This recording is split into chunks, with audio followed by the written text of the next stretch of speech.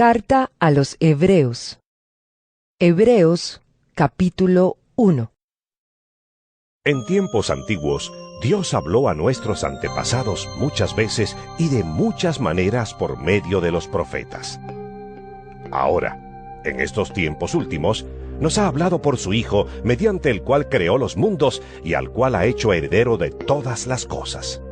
Él es el resplandor glorioso de Dios, la imagen misma de lo que Dios es y el que sostiene todas las cosas con su palabra poderosa. Después de limpiarnos de nuestros pecados, se ha sentado en el cielo, a la derecha del trono de Dios, y ha llegado a ser superior a los ángeles, pues ha recibido en herencia un título mucho más importante que el de ellos. Porque Dios nunca dijo a ningún ángel: Tú eres mi hijo, yo te he engendrado hoy. Ni dijo tampoco de ningún ángel: Yo seré un padre para él, y él será un hijo para mí. Pero en otro lugar, al presentar a su Hijo primogénito al mundo, dice: Que todos los ángeles de Dios lo adoren. Respecto a los ángeles, Dios dice: Hace que sus ángeles sean como vientos, y como llamas de fuego sus servidores. Pero respecto al Hijo, dice: Tu reinado, oh Dios, es eterno, y es un reinado de justicia. Has amado lo bueno y odiado lo malo. Por eso te ha escogido Dios, tu Dios, y te ha colmado de alegría más que a tus compañeros. También dice: Tú, oh Señor, afirmaste la tierra desde el principio. Tú mismo hiciste el cielo. Todo ello dejará de existir, pero tú permaneces para siempre. Todo ello se gastará como la ropa. Lo doblarás como se dobla un vestido. Lo cambiarás como quien se cambia de ropa. Pero tú eres el mismo. Tu vida no terminará. Dios nunca dijo a ninguno de los ángeles: Siéntate a mi derecha, hasta que yo haga de tus enemigos el estrado de tus pies. Porque todos los ángeles son espíritus al servicio de Dios, enviados en ayuda de quienes han de recibir en herencia la salvación. Hebreos, capítulo 2. Por esta causa debemos prestar mucha más atención al mensaje que hemos oído para que no nos apartemos del camino. Los mandamientos que Dios dio en otros tiempos por medio de los ángeles tenían fuerza de ley, y quienes pecaron y los desobedecieron fueron castigados justamente. ¿Cómo pues escaparemos nosotros si descuidamos una salvación tan grande? Pues el mismo Señor fue quien anunció primero esta salvación, la cual después confirmaron entre nosotros los que oyeron ese mensaje. Además, Dios la ha confirmado con señales, maravillas y muchos milagros, y por medio del Espíritu Santo que nos ha dado de diferentes maneras, conforme a su voluntad. Dios no ha puesto bajo la autoridad de los ángeles ese mundo futuro del cual estamos hablando. Al contrario, en un lugar de la Escritura, alguien declara: ¿Qué es el hombre? ¿Qué es el ser humano? ¿Por qué lo recuerdas y te preocupas por él? Por un poco de tiempo lo hiciste algo menor que los ángeles, pero lo coronaste de gloria y honor. Todo lo sujetaste debajo de sus pies. Así que, al sujetarlo todo debajo de sus pies, Dios no dejó nada sin sujetarlo a él. Sin embargo, todavía no vemos que todo le esté sujeto, pero vemos que Jesús, a quien Dios hizo algo menor que los ángeles por un poco de tiempo, está coronado de gloria y honor a causa de la muerte que sufrió. Dios, en su amor, quiso que experimentara la muerte para bien de todos. Todas las cosas existen para Dios y por la acción de Dios, que quiere que todos sus hijos tengan parte en su gloria. Por eso Dios, por medio del sufrimiento, tenía que hacer perfecto a Jesucristo, el Salvador de ellos. Porque todos son del mismo Padre, tanto los consagrados como el que los consagra. Por esta razón, el Hijo de Dios no se avergüenza de llamarlos hermanos, al decir en la Escritura: Hablaré de ti a mis hermanos, y te cantaré himnos en medio de la congregación. También dice: En él pondré mi esperanza. Y otra vez dice: Aquí estoy, con los hijos que Dios me dio. Así como los hijos de una familia son de la misma carne y sangre, así también Jesús fue de carne y sangre humanas para derrotar con su muerte al que tenía poder para matar, es decir, al diablo. De esta manera ha dado libertad a todos los que por medio a la muerte viven como esclavos durante toda la vida.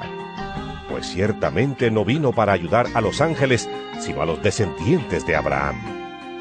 Y para eso tenía que hacerse igual en todo a sus hermanos, para llegar a ser un sumo sacerdote fiel y compasivo en su servicio a Dios, y para obtener el perdón de los pecados de los hombres por medio del sacrificio. Y como él mismo sufrió y fue puesto a prueba, ahora puede ayudar a los que también son puestos a prueba. Hebreos capítulo 3. Por lo tanto, hermanos, ustedes los del pueblo santo que han sido llamados por Dios a ser suyos, consideren atentamente a Cristo Jesús, el apóstol y sumo sacerdote, gracias al cual profesamos nuestra fe. Pues Jesús ha sido fiel a Dios, que lo nombró para este servicio, como también Moisés fue fiel en su servicio en toda la casa de Dios. Pero a Jesús se le ha concedido más honor que a Moisés, del mismo modo que el que hace una casa recibe más honor que la casa misma. Toda casa tiene que estar hecha por alguien, pero Dios es el que hizo todo lo que existe. Así pues, Moisés, como siervo, fue fiel en toda la casa de Dios, y su servicio consistió en ser testigo de las cosas que Dios había de decir. Pero Cristo, como Hijo, es fiel sobre esta casa de Dios, que somos nosotros mismos, si mantenemos la seguridad y la alegría en la esperanza que tenemos. Por eso, como dice el Espíritu Santo en la Escritura: Si hoy escuchan ustedes lo que Dios dice, no endurezcan su corazón como aquellos que se rebelaron y pusieron a Dios a prueba en el desierto. Allí me pusieron a prueba los antepasados de ustedes, aun cuando habían visto mis obras durante 40 años. Por eso me enojé con aquella generación y dije: andan siempre extraviados en su corazón y no han querido conocer mis caminos. Por eso juré en mi furor que no entrarían en mi reposo. Hermanos, cuídense de que ninguno de ustedes tenga un corazón tan malo e incrédulo que se aparte del Dios viviente. Al contrario, anímense unos a otros cada día mientras dura ese hoy de que habla la Escritura, para que ninguno de ustedes sea engañado por el pecado y su corazón se vuelva rebelde. Porque nosotros tenemos parte con Cristo, con tal de que nos mantengamos firmes hasta el fin en la confianza que teníamos al principio. Por lo cual dice: Si hoy escuchan ustedes lo que Dios dice, no endurezcan su corazón como aquellos que se rebelaron. ¿Y quiénes fueron los que se rebelaron después de haber oído la voz de Dios? Pues todos los que Moisés había sacado de la tierra de Egipto. ¿Y con quiénes estuvo Dios enojado durante 40 años? Con los que pecaron, los cuales cayeron muertos en el desierto. ¿Y a quiénes juró Dios que no entrarían en su reposo? A los que desobedecieron. Y en efecto, vemos que no pudieron entrar porque no creyeron. Hebreos capítulo 4. Por eso, mientras todavía contamos con la promesa de entrar en ese reposo de Dios, debemos tener cuidado, no sea que alguno de ustedes no lo logre. Porque nosotros recibimos el anuncio de la buena noticia lo mismo que ellos. Pero a ellos no les sirvió de nada el oírlo, porque no se unieron por la fe con los que habían obedecido al mensaje. Pero nosotros, que hemos creído, entraremos en ese reposo del cual Dios ha dicho: Por eso juré en mi furor que no entrarían en el lugar de mi reposo. Sin embargo, Dios había terminado su trabajo desde que creó el mundo. Pues en alguna parte de las Escrituras se dice del séptimo día. Dios reposó de todo su trabajo el séptimo día. Y otra vez se dice en las Escrituras. No entrarán en mi reposo. Pero todavía falta que algunos entren en ese lugar de reposo, ya que, por haber desobedecido, no entraron los que primero recibieron el anuncio. Por eso, Dios ha vuelto a señalar un día, un nuevo hoy, y lo ha hecho hablándonos por medio de lo que, mucho tiempo después, David dijo en la Escritura ya mencionada. Si hoy escuchan ustedes lo que Dios dice, no endurezcan su corazón. Porque si Josué les hubiera dado reposo a los israelitas, Dios no habría hablado de otro día. De manera que todavía queda un reposo sagrado para el pueblo de Dios. Porque el que entra en ese reposo de Dios, reposa de su trabajo, así como Dios reposó del suyo.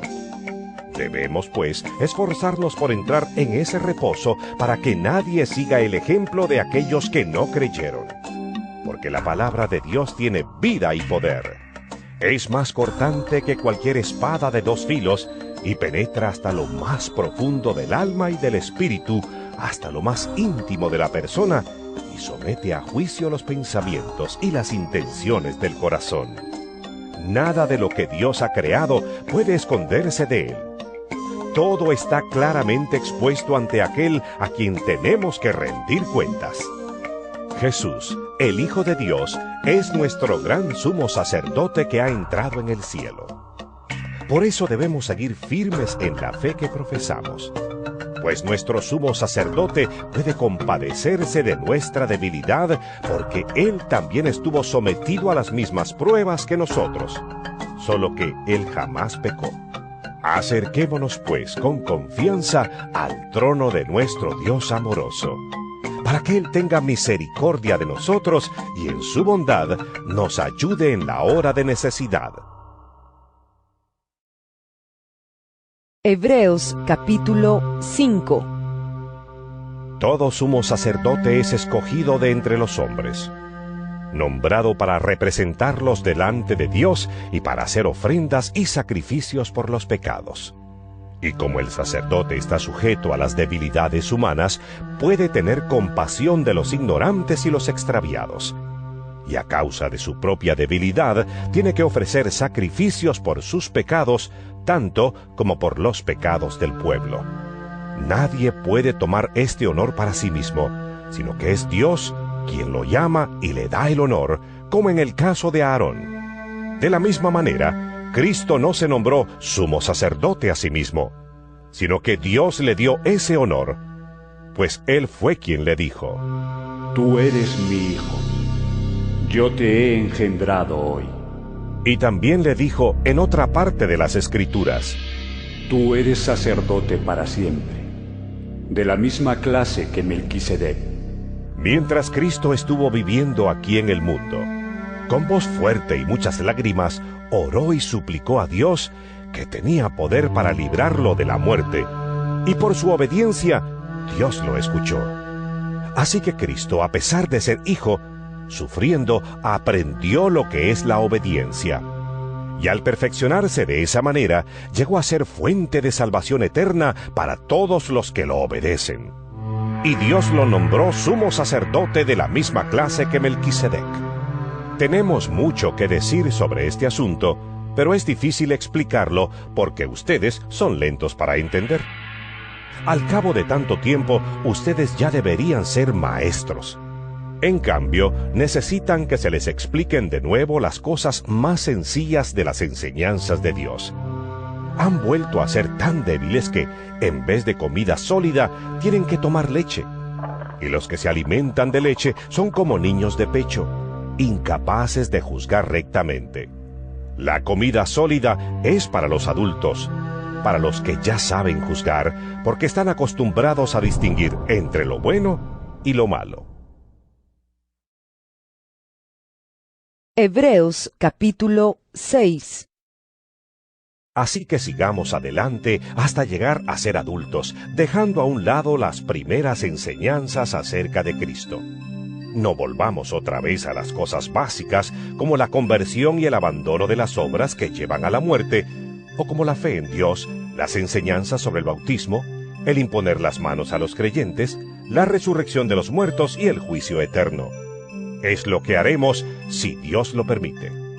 Porque a los que una vez recibieron la luz y saborearon el don de Dios y tuvieron parte en el Espíritu Santo, y saborearon el buen mensaje de Dios y el poder del mundo venidero, si caen de nuevo, ya no se les puede hacer volver a Dios, porque ellos mismos están crucificando otra vez al Hijo de Dios y exponiéndolo a la burla de todos.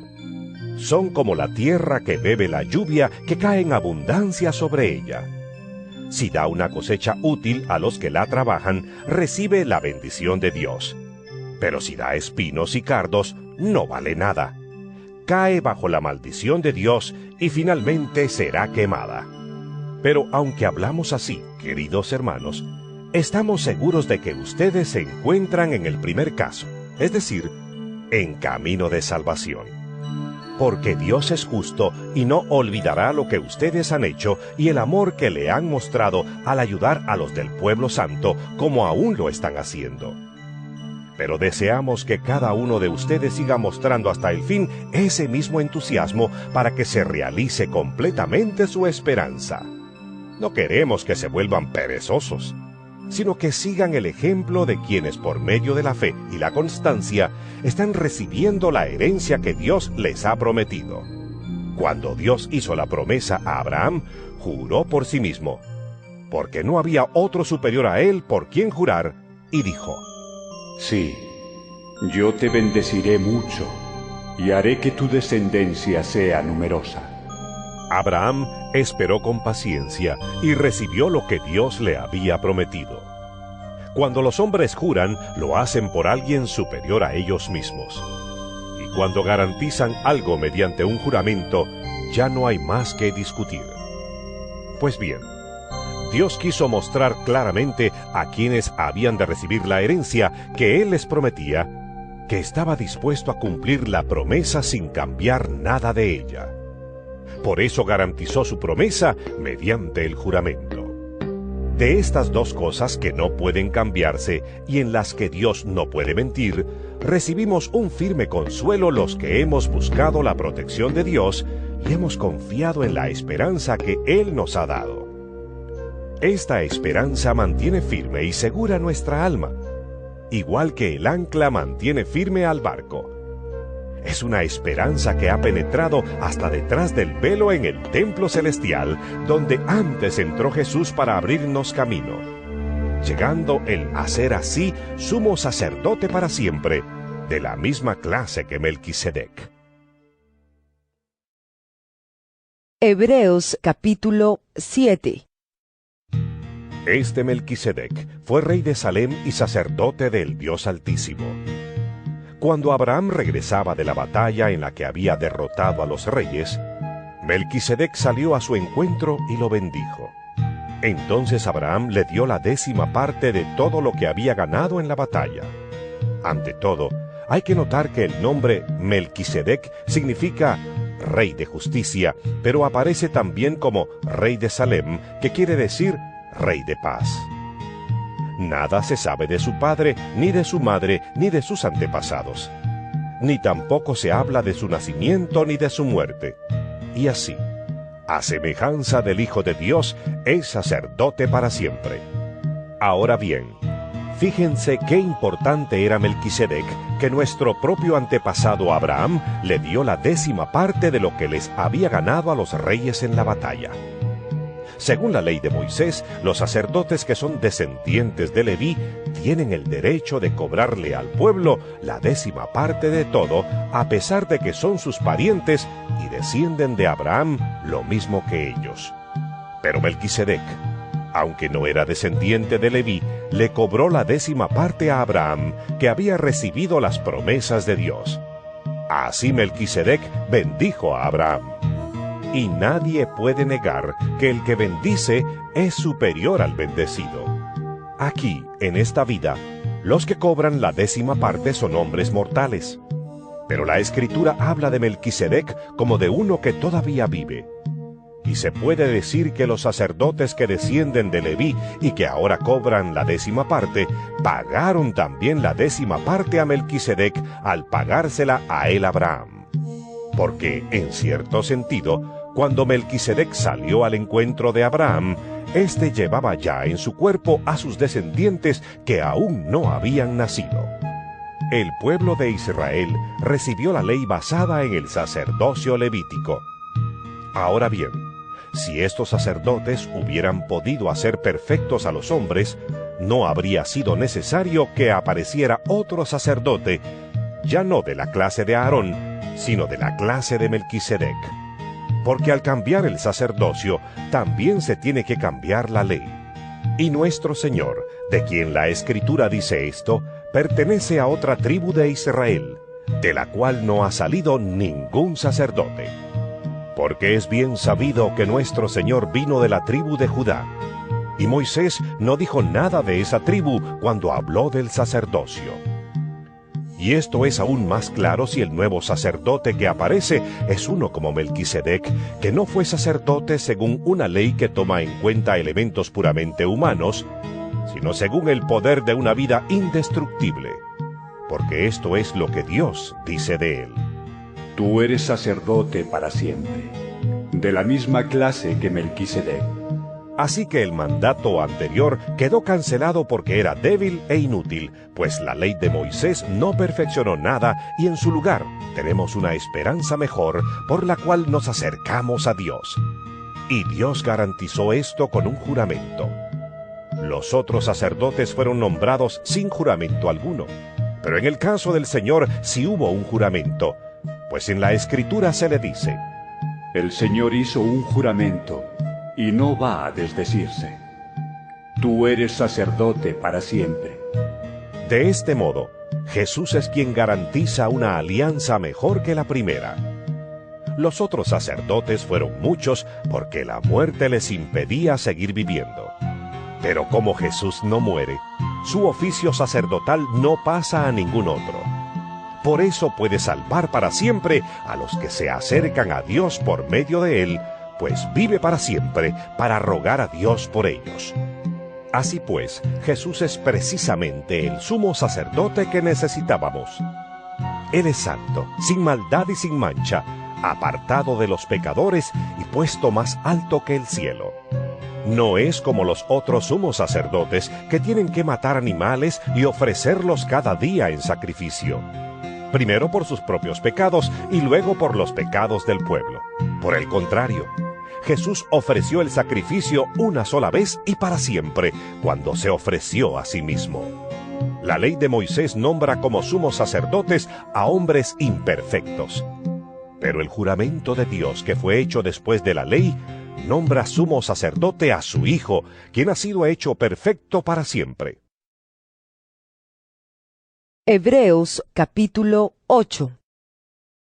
Lo más importante de lo que estamos diciendo es que nuestro sumo sacerdote es de tal naturaleza que se ha sentado en el cielo a la derecha del trono de Dios y oficia como sacerdote en el verdadero santuario, el que fue hecho por el Señor y no por los hombres. Todo sumo sacerdote es nombrado para presentar ofrendas y sacrificios, y por eso es necesario que Jesucristo también tenga algo que ofrecer. Si Él estuviera en la tierra, ni siquiera sería sacerdote, pues aquí ya hay sacerdotes que presentan las ofrendas mandadas por la ley de Moisés.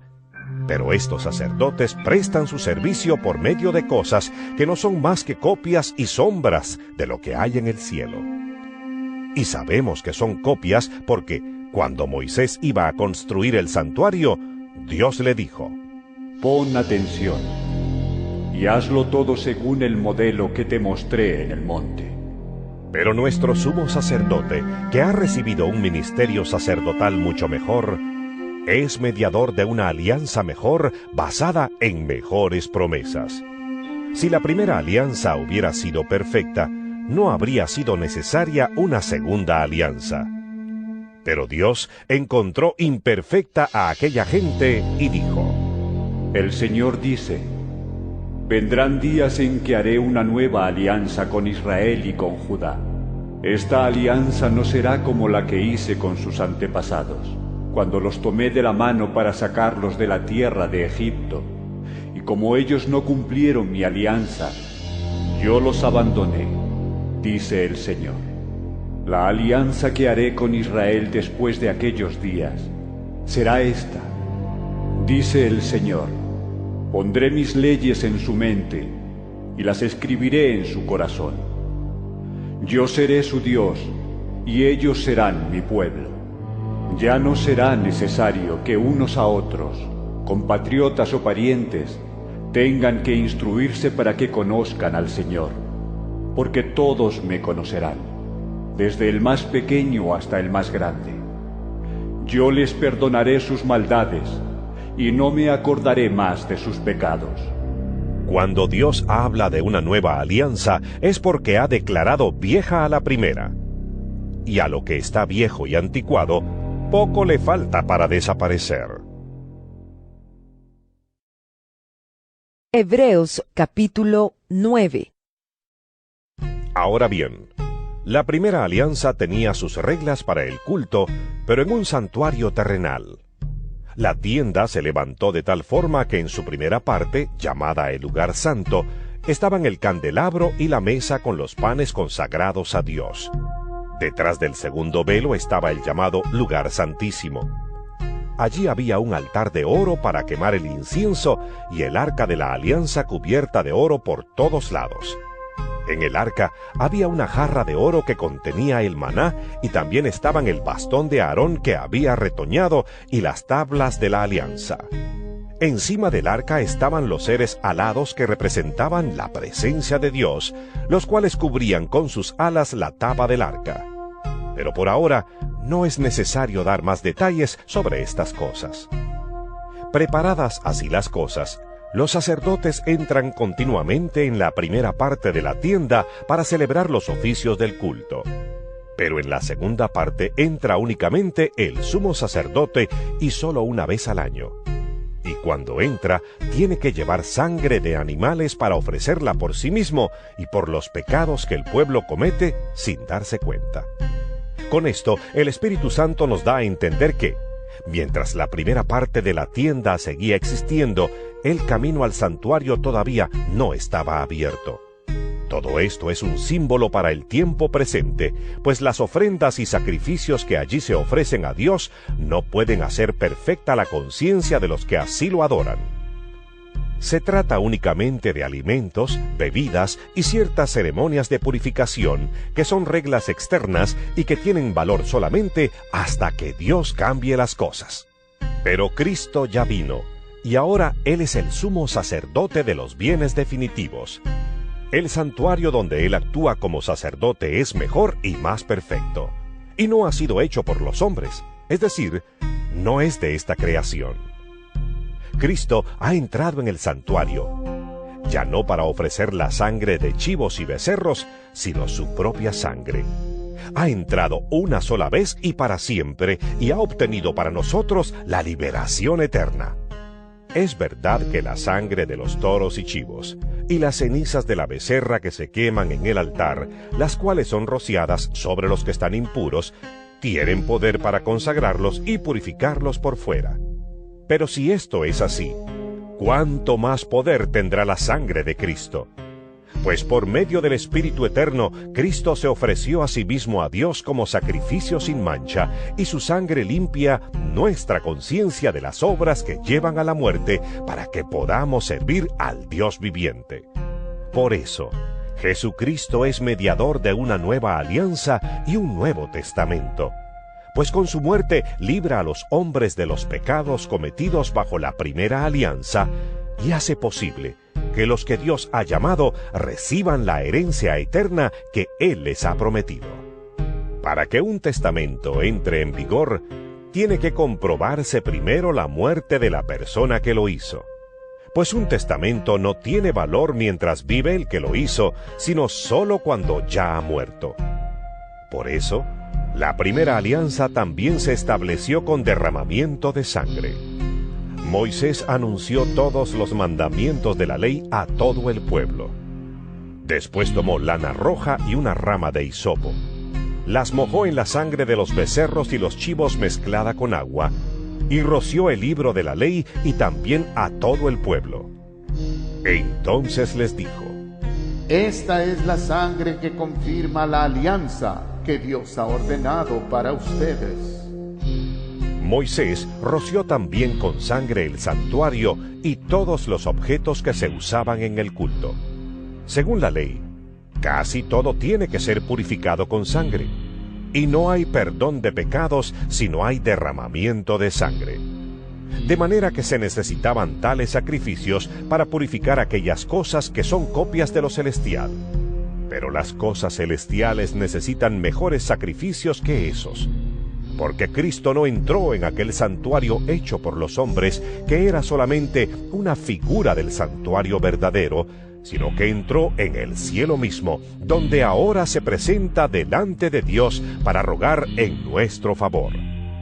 Y no entró para ofrecerse en sacrificio muchas veces, como hace cada año todo sumo sacerdote que entra en el santuario para ofrecer sangre ajena. Si ese fuera el caso, Cristo habría tenido que morir muchas veces desde la creación del mundo. Pero el hecho es que ahora, en el final de los tiempos, Cristo ha aparecido una sola vez y para siempre, ofreciéndose a sí mismo en sacrificio para quitar el pecado. Y así como todos han de morir una sola vez y después vendrá el juicio, así también Cristo ha sido ofrecido en sacrificio una sola vez para quitar los pecados de muchos. Después aparecerá por segunda vez, ya no en relación con el pecado, sino para salvar a los que lo esperan. Hebreos capítulo 10. Porque la ley de Moisés era solamente una sombra de los bienes que habían de venir, y no su presencia verdadera.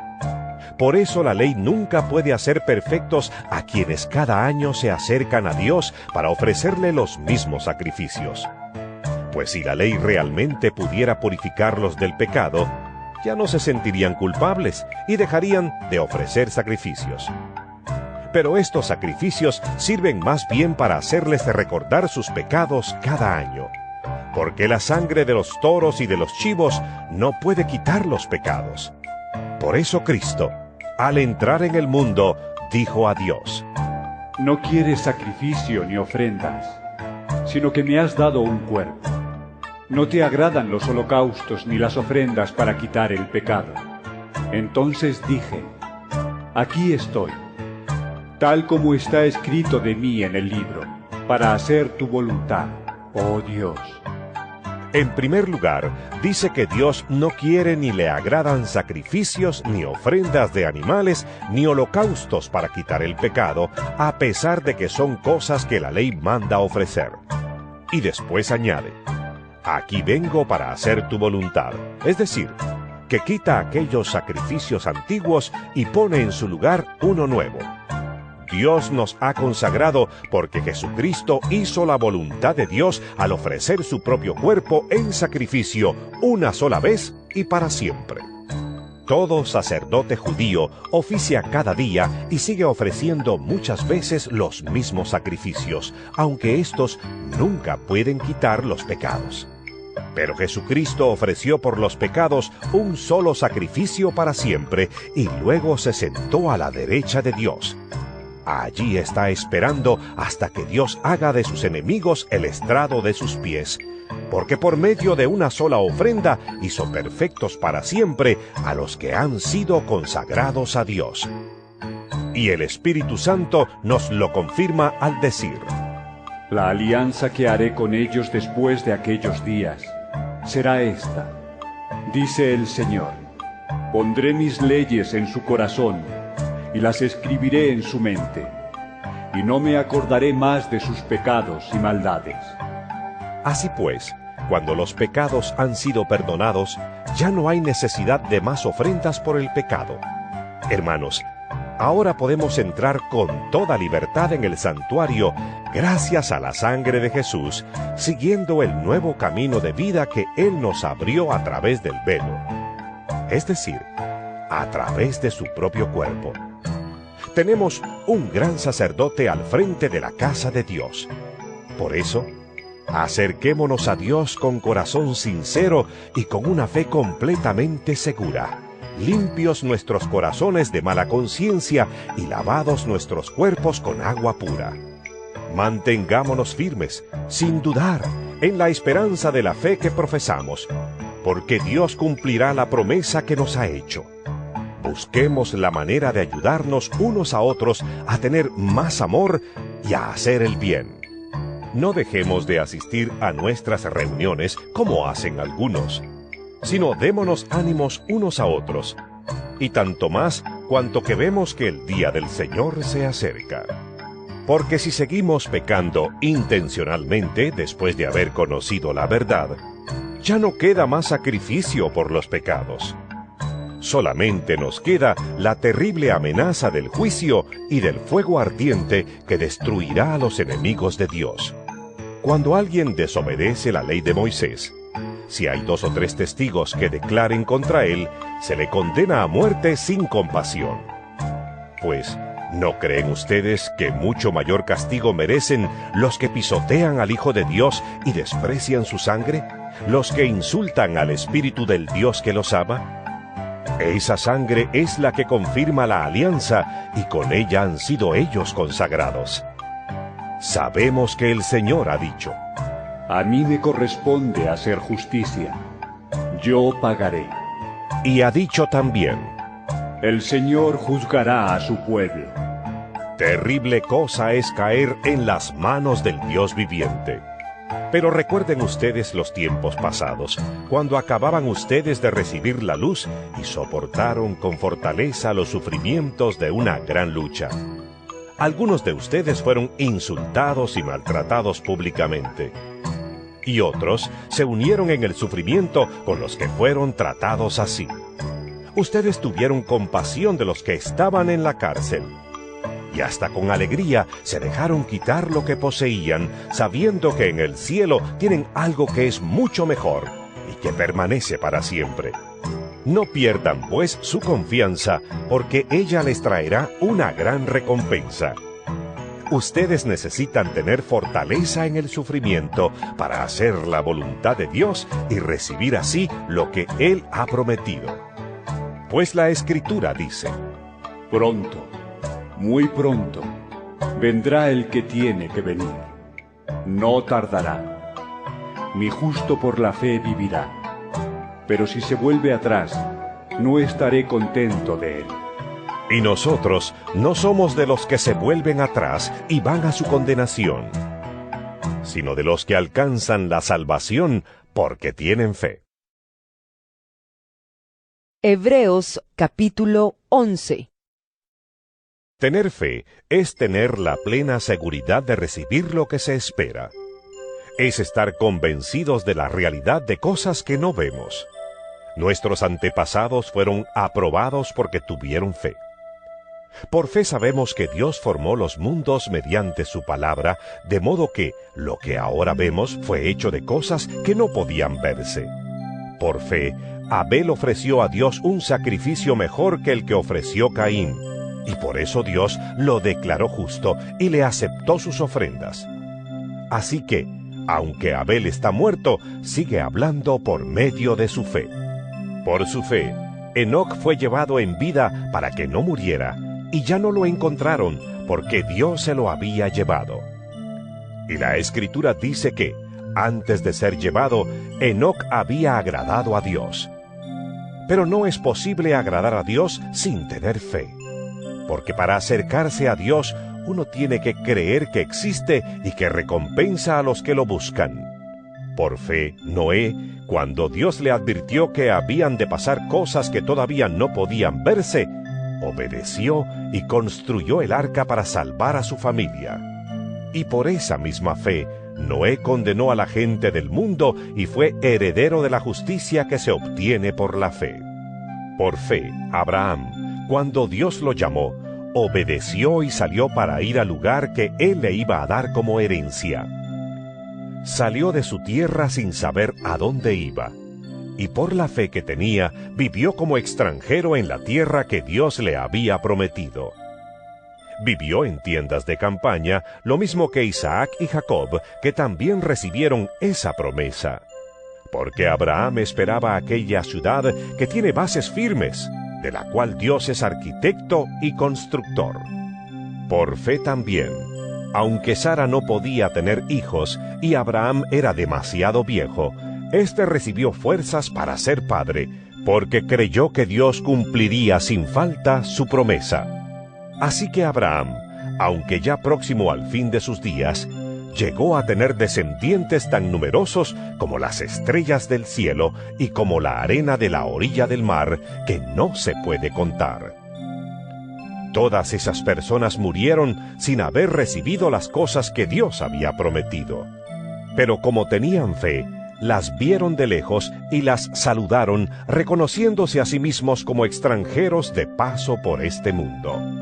Y los que dicen tal cosa, claramente dan a entender que todavía andan en busca de una patria. Si hubieran estado pensando en la tierra de donde salieron, bien podrían haber regresado allá. Pero ellos deseaban una patria mejor, es decir, la patria celestial. Por eso, Dios no se avergüenza de ser llamado el Dios de ellos, pues les tiene preparada una ciudad. Por fe, Abraham, cuando Dios lo puso a prueba, tomó a Isaac para ofrecerlo en sacrificio. Estaba dispuesto a ofrecer a su único hijo, a pesar de que Dios le había prometido. Por medio de Isaac tendrás descendientes. Es que Abraham reconocía que Dios tiene poder hasta para resucitar a los muertos, y por eso Abraham recobró a su hijo y así vino a ser un símbolo. Por fe, Isaac prometió bendiciones futuras a Jacob y a Esaú. Por fe, Jacob, cuando ya iba a morir, prometió bendiciones a cada uno de los hijos de José y adoró a Dios apoyándose sobre la punta de su bastón. Por fe, José, al morir, dijo que los israelitas saldrían más tarde de la tierra de Egipto y dejó órdenes acerca de lo que deberían hacer con sus restos. Por fe, al nacer Moisés, sus padres lo escondieron durante 3 meses, porque vieron que era un niño hermoso y no tuvieron miedo de la orden que el rey había dado de matar a los niños. Y por fe, Moisés, cuando ya fue hombre, no quiso llamarse hijo de la hija del faraón. Prefirió ser maltratado junto con el pueblo de Dios a gozar por un tiempo los placeres del pecado. Consideró de más valor sufrir la deshonra del Mesías que gozar de la riqueza de Egipto, porque tenía la vista puesta en la recompensa que Dios le había de dar. Por fe, Moisés se fue de la tierra de Egipto sin miedo al enojo del rey, y se mantuvo firme en su propósito como si viera al Dios invisible. Por fe, Moisés celebró la Pascua y mandó rociar las puertas con sangre para que el ángel de la muerte no tocara al hijo mayor de ningún israelita. Por fe, los israelitas pasaron el Mar Rojo como si fuera tierra seca. Luego, cuando los egipcios quisieron hacer lo mismo, se ahogaron. Por fe cayeron los muros de la ciudad de Jericó, después que los israelitas marcharon alrededor de ellos durante 7 días. Y por fe, Rahab, la prostituta, no murió junto con los desobedientes, porque ella había recibido amistosamente a los espías de Israel. ¿Qué más voy a decir? Me faltaría tiempo para hablar de Gedeón, de Barak, de Sansón, de Jefté, de David, de Samuel y de los profetas. Por la fe conquistaron países, impartieron justicia, recibieron lo que Dios había prometido, cerraron la boca de los leones, apagaron fuegos violentos, escaparon de ser muertos a filo de espada, sacaron fuerzas de flaqueza y llegaron a ser poderosos en la guerra, venciendo a los ejércitos enemigos. Hubo mujeres que recibieron otra vez con vida a sus familiares muertos. Otros murieron en el tormento sin aceptar ser liberados a fin de resucitar a una vida mejor. Otros sufrieron burlas y azotes, y hasta cadenas y cárceles. Y otros fueron muertos a pedradas, aserrados por la mitad o muertos a filo de espada. Anduvieron de un lado a otro vestidos solo de piel de oveja y de cabra. Pobres, afligidos y maltratados. Estos hombres, que el mundo ni siquiera merecía, anduvieron sin rumbo fijo por los desiertos y por los montes y por las cuevas y las cavernas de la tierra. Sin embargo, ninguno de ellos recibió lo que Dios había prometido, aunque fueron aprobados por la fe que tenían. Porque Dios, teniéndonos en cuenta a nosotros, había dispuesto algo mejor, para que solamente en unión con nosotros fueran ellos hechos perfectos. Hebreos capítulo 12.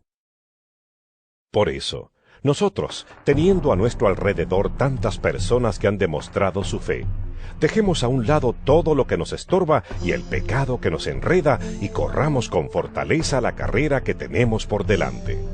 Fijemos nuestra mirada en Jesús, pues de Él procede nuestra fe y Él es quien la perfecciona. Jesús soportó la cruz sin hacer caso de lo vergonzoso de esa muerte, porque sabía que después del sufrimiento tendría gozo y alegría, y se sentó a la derecha del trono de Dios. Por lo tanto, mediten en el ejemplo de Jesús, que sufrió tanta contradicción de parte de los pecadores. Por eso, no se cansen ni se desanimen, pues ustedes aún no han tenido que llegar hasta la muerte en su lucha contra el pecado, y han olvidado ya lo que Dios les aconseja como a hijos suyos. Dice en la Escritura: No desprecies, hijo mío, la corrección del Señor, ni te desanimes cuando te reprenda, porque el Señor corrige a quien Él ama y castiga a aquel a quien recibe como hijo. Ustedes están sufriendo para su corrección. Dios los trata como a hijos.